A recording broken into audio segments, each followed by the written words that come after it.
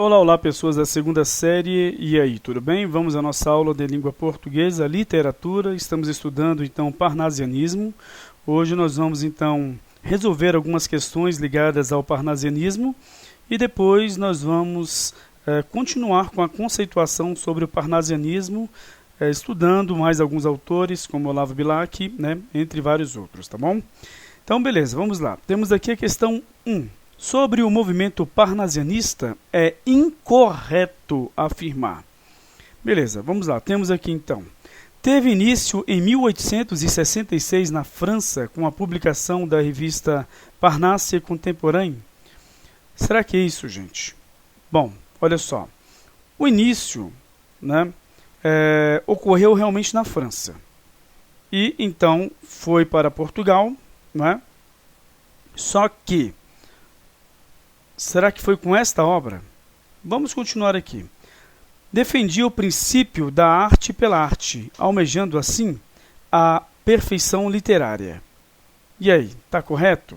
A questão é, nós queremos o incorreto. Tá? Então, defende a arte pela arte? Sim. O rigor estético, a perfeição literária? Sim. Começou na França? Sim. Em 1866? Sim.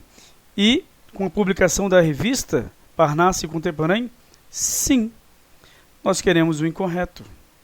Tá? C. Temos aqui então. Teve como fonte de inspiração a antiguidade clássica? Sim, é uma das características. Nós já estudamos isso na aula passada. Buscando a perfeição formal? Sim. Muitas vezes, mas vamos dizer assim, a estrutura importava, né, do que, então, a própria mensagem. Por quê? Porque justamente esta escola literária se preocupava muito com o rebuscamento, com palavras que eram escolhidas, tá? Não em si com o simples, vamos dizer, objetivo de se atingir, né, o intento da mensagem. Não. Mas sim de apresentar uma linguagem realmente rebuscada, apresentar uma estrutura diversificada, complexa, né? Como, por exemplo, a que se baseia na métrica. Está correto, então. D. Através da poesia de protesto, retratava problemas sociais e questionamentos humanos. Olha, esta escola literária não se importava com os problemas sociais. Na verdade, até dava as costas aos problemas sociais. Eles rejeitaram os problemas sociais. Então essa daqui está incorreta, é a que nós queremos. Né? Beleza. Buscava a perfeição estética e o culto à forma? Sim, como eu falei, mais do que ao próprio conteúdo. Utilizando um vocábulo culto? Sim, está correto. Só nessa questão aqui nós tivemos várias informações sobre o parnasianismo. Então, começou em 1866 na França, com a publicação da revista Parnasse Contemporain. Nós temos também a defesa da arte pela arte, a perfeição literária, a inspiração na antiguidade clássica, a busca pela perfeição formal, a busca pela estética e o culto à forma e não ao conteúdo, utilizando-se vocábulo muito culto. Certinho? Beleza? Vamos para a questão 2 aqui. A chamada tríade parnasiana era formada pelos poetas, olha só, nós já vimos 2, tá? Olavo Bilac, Raimundo Correia e Alberto de Oliveira. Já estudamos o Raimundo Correia e o Alberto de Oliveira, e agora, hoje, inclusive, vamos estudar o Olavo Bilac, assim que terminarmos este exercício. É a B, tá? Beleza.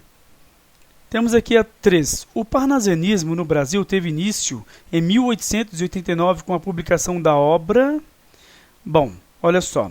Nós temos aqui fanfarras de Teófilo Dias. Certinho? Professor, mas onde é que está? Está aqui. Vamos ver se nós achamos. Está por aqui a informação. Ou seja, o que estou querendo dizer para vocês? Busquem as informações no nosso conteúdo, no que eu envio para vocês, principalmente no que nós vimos na aula. Também faça uso das aulas, né, gravadas, para vocês então conseguirem realmente responder as questões. Beleza? Então vamos lá, deixe-me ver se está aqui.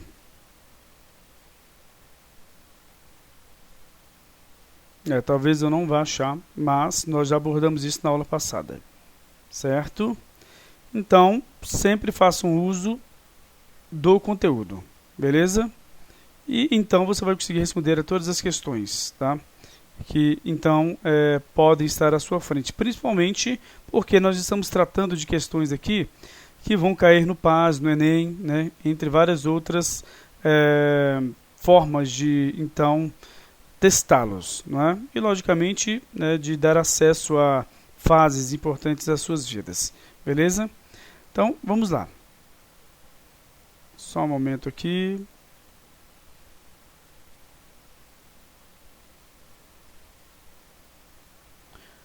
Aqui nós temos algumas características no caso do parnasianismo, o contexto histórico, né?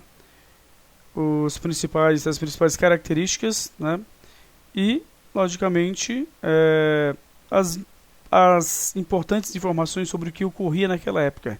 E se estes, no caso, poetas, se importaram com estes acontecimentos históricos. Como nós vimos, né, em alguns casos, eles sequer deram atenção ao que ocorre, né, ou ao que ocorria naquela época, e sendo que houve muitas transformações históricas naquele momento. Como, por exemplo, a gente pode observar o que ocorreu, então, com autores como, por exemplo, o Alberto de Oliveira, que ele não deu atenção ao que ocorreu, apesar de ter vivido numa época de intensas transformações, certo? Então, vamos continuar no exercício.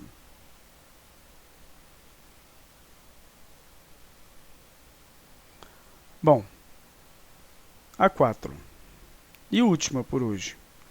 As alternativas abaixo apresentam características do parnasianismo, exceto... Aí temos aqui então... olha só.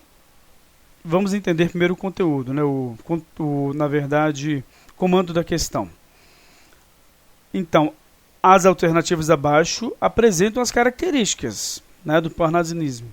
Somente uma das alternativas não tem uma das características do parnasianismo. O objetivismo e o racionalismo. Sim, porque o parnasianismo herda estas questões do, no caso, realismo. Tá? Ou seja, essas visões de oposição ao romantismo. Valorização da cultura clássica. Sim, nós já vimos, né, na primeira questão que isso ocorre. Linguagem culta, refinada e rebuscada. Sim, era o preciosismo, era dar mais atenção no caso, estrutura do poema do que a mensagem, certo? Oposição ao romantismo, está correto. E, no caso, temos aqui subjetivismo e pessimismo. Subjetivismo, não. Por quê? Porque na A nós já vimos que o parnasianismo preza o objetivismo. Então, o subjetivismo, aquilo que você sente, os seus sentimentos, muitas vezes você está, vamos dizer, vamos colocar aqui recluso a si mesmo, aos seus sentidos, né, às suas questões pessoais ligadas a sentimentos, não é uma característica do parnasianismo. Apesar de que, na primeira e segunda fase, geração, vamos colocar assim, do romantismo, eles negaram os problemas históricos. Assim como também o parnasianismo nega. Só que há diferença, porque no caso, escritores do romantismo, eles então recorriam ao seu eu, ao ego, ao seu sentimentalismo, enquanto os poetas do parnasianismo são, no caso, aqueles que se ligam ao objetivismo, que eles não se importam, então, com essas questões de sentimentalismo, né, de problemas pessoais e assim por diante. Então, a letra E.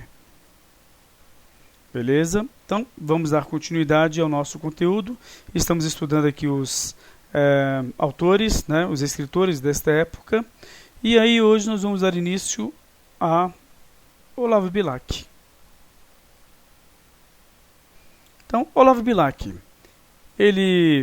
Olavo Braz Martins dos Guimarães Bilac, alexandrino a partir do nome, ou seja, 12 sílabas poéticas, né, no seu próprio nome. Nasceu no Rio de Janeiro em 16 de dezembro de 1865. Tá? Ele conheceu seu pai somente em 1870, aos 5 anos de idade. Por quê? Porque o pai estava na Guerra do Paraguai. Então, a sua infância foi povoada de histórias e hinos militares. Apesar de abandonar os cursos de medicina e direito, lança em 1888 o livro Poesias. Dedica-se ao jornalismo, à literatura, e ele era um republicano e nacionalista. Escreveu em 1889 a letra do hino à bandeira. Mais tarde, por fazer oposição ao governo Floriano, a quem dedicou excelentes poesias satíricas, né, ele então foi exilado em Ouro Preto. Ele é eleito o primeiro príncipe dos poetas. Como nós vimos na última aula, todos os parnasianos foram eleitos os príncipes, né, dos poetas, em um concurso promovido pela revista Fonfon, principalmente pelo rigor estético que eles apresentavam, né, pela escrita, né, tão apurada que eles tinham. Em 1915 inicia suas campanhas cívicas, alfabetização e serviço militar obrigatório. No ano seguinte, né, funda a Liga de Defesa Nacional. Morre em 18 de dezembro de 1918, no Rio de Janeiro. Tá? Bom, ele é o único dos grandes parnasianos que já se iniciou comungando com a estética do movimento. Outros passaram por, no caso, outras escolas literárias, com outras características, e depois aderiram ao parnasianismo. Só que ele não, desde o início buscou a perfeição, né? Então literária por meio da métrica, tá? Por meio da escrita rebuscada, com a escolha de palavras que então fossem palavras de cunho erudito, né? Bom, ele, né, tinha a preocupação de escrever versos alexandrinos e concluir com chaves de ouro brilhantes, tá? Mesmo que pareça assumisse uma postura forçada. Bom, ele, então, né, o poeta, na ideia dele, deveria trabalhar pacientemente como um beneditino, certo? A poesia, assim como um ourives trabalha uma joia, buscando o relevo, a perfeição formal, servindo a deusa forma. Temos aqui a característica, né, uma das características do parnasianismo, que é a busca pela forma, certo? E, ao lado disso, vê-se uma linguagem trabalhada com constantes inversões da estrutura gramatical. Na verdade, o uso de uma das figuras de linguagem, né? Buscando um efeito melhor. O amor pela língua iria ser coroado com o famoso soneto, Língua Portuguesa. Tá aqui, última flor do Lácio. Inculta e bela, és, a um tempo, esplendor e sepultura, ouro nativo, que na ganga impura a bruta mina entre os cascalhos vela.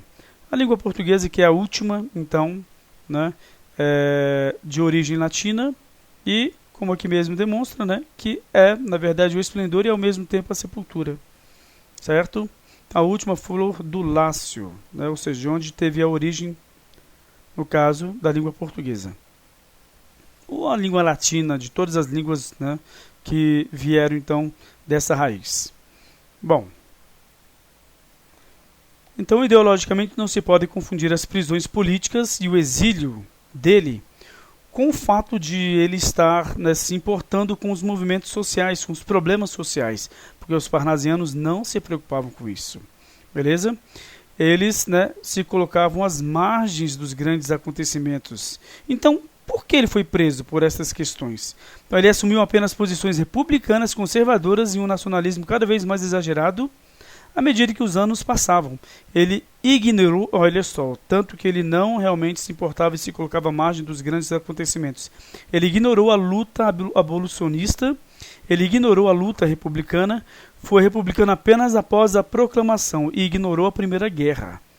A Primeira Guerra acontecendo, Primeira Guerra Mundial, e ele ignorou. Tá? Então, preservou aí as características do parnasianismo. Há escolas literárias que se importam, então, com, no caso, os problemas sociais, né, que se voltam para isso, e aquelas que não se importam com isso. Beleza? E aqui é um caso, né, de uma escola literária que não se importa, se coloca à margem dos grandes acontecimentos políticos e sociais de seu tempo. Tá?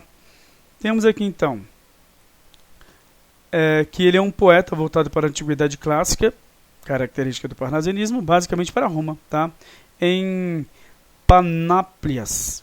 E pertence a esta parte os sonetos, né? A Sexta de Nero, o Incêndio de Roma e Lendo a Ilíada, entre outros, tá? Aqui há, no caso, as suas produções literárias, 35 sonetos, tá? Temos aqui também em Sarças de Fogo, né? Permanece o lirismo, agora marcado pelo sensualismo também, com o famoso soneto Nel Meso del Camin, né? Com seus pleonasmos e inversões, ou seja, o uso realmente das figuras de linguagem, o uso de vários termos sintáticos, semânticos, né? Para então que a sua escrita fosse muito rica, rebuscada. E há várias outras então obras dele, como A Alma Inquieta e Viagens. Em Viagens, né, encontramos o poema épico O Caçador de Esmeraldas, que o próprio Bilac definiu como sendo o episódio da epopeia sertanista no século, observe, 17. Beleza? Tarde mostra o poeta mais descritivo e profundamente nacionalista. Descritivo, ou seja, é uma das características então do parnasianismo, principalmente de objetos em si, demonstrando com detalhe, né? No caso, aquilo que ele está, então, descrevendo. Tá? Bom, e aqui, alguns dos, então, algumas das produções dele, né? E de outros poetas também, logicamente demonstrando também os significados das palavras, porque elas são muito rebuscadas. Tá bom? Então, beleza, gente, nós vamos ficar por aqui. Vocês devem aproveitar este arquivo e lê-lo com mais calma, não é? Porque senão eu passaria horas aqui com vocês. Infelizmente, nós não dispomos deste tempo. Então, nós vamos resolver exercícios na próxima aula, que eu vou enviar para vocês, né? A vocês. E aí espero que vocês resolvam para que depois vocês possam acompanhar a aula de correção. Então, beleza, gente? Tchau, tchau e até a próxima aula.